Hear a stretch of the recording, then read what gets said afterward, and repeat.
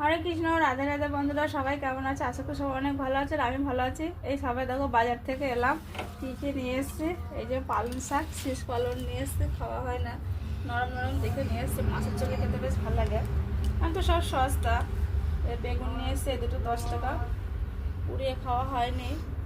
মাছ মাছ করে তার জন্য ব্রিজে গেছে, এখন আসতে মাছ। এবার দুটো বেগুন নিয়েছি, আর এর ভেতরে মাছ আলু আছে।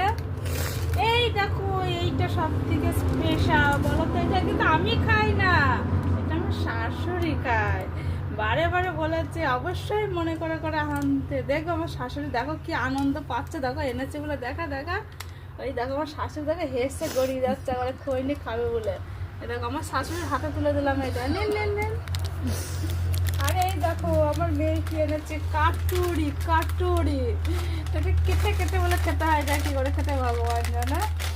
এই দেখো মাছ নিয়ে এসছে, রুই মাছ নিয়ে এসছে। এখানে ব্রিজে যা দাম, রুই মাছ 250 টাকা কেজি।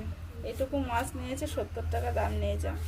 মানে কি বলবো, এখান থেকে মাছ কিনে না, দামের জন্য এখন কিছু করার নেই, তাই নিয়েছে। যাই হোক, আর ব্যাগে আছে চাল আছে, আলু আছে, লঙ্কা আছে, আর দেখালাম না তোমাদেরকে। এই দেখো, এবার হবে রান্না। এবার আমি রান্না করি, আবার দেখা হচ্ছে পরের ভিডিও। এটা বাই। সবাই যতক্ষণ ভালো থাকবে, সুস্থ থাকবে, ঠিক আছে।